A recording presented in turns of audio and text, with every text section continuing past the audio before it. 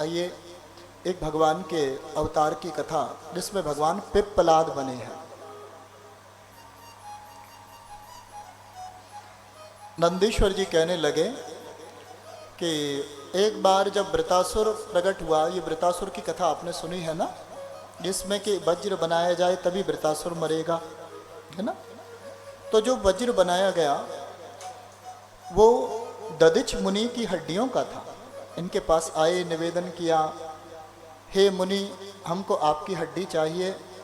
तो परोपकार को देख करके तुरंत अपना शरीर छोड़ दिया और हड्डियों को लेकर के इंद्र ने शुद्ध किया और हड्डियों से सुंदर वज्र का निर्माण किया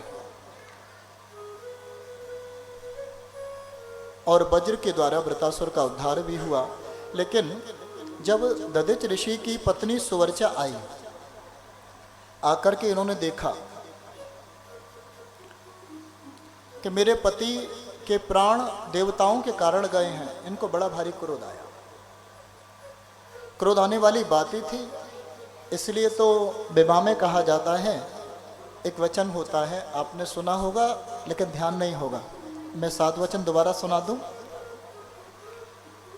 यदि यज्ञम कुर्यात तस्मिन् मम सम्मतिम गृह्णात। पहला,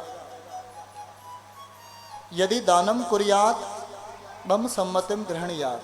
आप कोई यज्ञ करें तो मुझसे पूछ करके करें, मेरे साथ में करें, ऐसा ही था ना।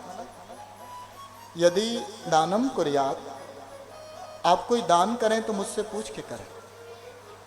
ऐसा क्यों कहा? दान करना तो अच्छी बात होती है, लेकिन दानम कुर्यात मम सम्मतिम गृह्णात ऐसा इसलिए बोला क्योंकि हमारे यहाँ जो हैं राजा महाराजा बड़े दानी थे, तो हरिश्चंद्र ने बिना पूछे ही सब कुछ दान कर दिया। और शादी नहीं हुई है तो चल जाएगा, लेकिन शादी के बाद में तो पत्नी के लिए, बच्चों के लिए सोच करके चलना पड़ेगा। और कहीं हर्षवर्धन प्रयागराज में जाते थे, सर्वस्व दान करके चले आते थे, ऐसा उनके बारे में कथा है। तो कहीं ये सब कुछ दान ना कर दें तो हम कहाँ जाएंगे, बाहर बैठेंगे, तो इसलिए ये वचन कहा गया। अब सुवर्चा को इस बात का क्रोध आया कि बताओ मेरे पति ने एक बार भी मुझसे नहीं पूछा। चलिए मेरे पति तो भोले भाले हैं और ये कितने देवता मतलबी हैं जिन्होंने अपने स्वार्थ सिद्ध करने के लिए मेरे पति को मार दिया। अब मैं जीवित रह करके क्या करूँगी? तो इन्होंने चिता सजाई और मरने के लिए सुवर्चा ने उसमें जैसे ही सती होने के लिए तैयार हुई, तभी आकाशवाणी हुई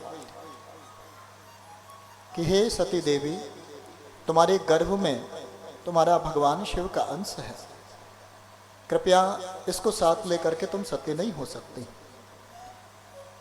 तुरंत उन्होंने अपने गर्भ को फोड़ा और फोड़ करके वो बालक जो निकला उसको वहीं पर एक पेड़ था और बरगद के पेड़ के पास में छोड़ दिया और कहा कि यही तेरा घर है, यही तेरा स्थान है, भूख लगे तो पत्ते खा लेना। और इस प्रकार सती हो गई भगवती सुवर्चा। अब पिप्पलाद पीपल के नीचे बैठ गए, तब करने लगे, भूख लगती तो पीपल के पत्ते खा लेते, तो इनका नाम हुआ पिप्पलाद। बोली पिप्पलाद महादेव की। एक दिन पुष्पभद्रा नदी में स्नान करते समय इन्होंने भगवान शिव के अंश से उत्पन्न पद्मा नाम की युवती को देखा और इससे इनका विवाह हुआ। उससे इनके 10 पुत्र हुए और शनि के ऊपर इनका विशेष प्रभाव है। इन्होंने शनि से कहा कि 16 वर्ष की आयु तक कोई बालक हो उसको तुम्हें दंड नहीं देना और भगवान शिव के भक्तों को तुम्हें पीड़ा नहीं देनी। यदि ऐसा करोगे तो तुम दंड के भागी हो जाओगे। तो गाधी, कौशिक, पिप्पलाद का स्मरण करने से शनि देव की पीड़ा नहीं रहती। प्रेम से कहिए जय सीताराम। कि गाधिश्च कौशिकश्चैव पिप्पलादो महामुनिः शनैश्चर कृतां पीडां नाशयन्तीं स्मृतास्त्रयः। तो इस प्रकार इस कथानक को जो भी सुनता है, आज शनिवार है तो शनिदेव भी कृपा करेंगे। बोले शनिदेव की।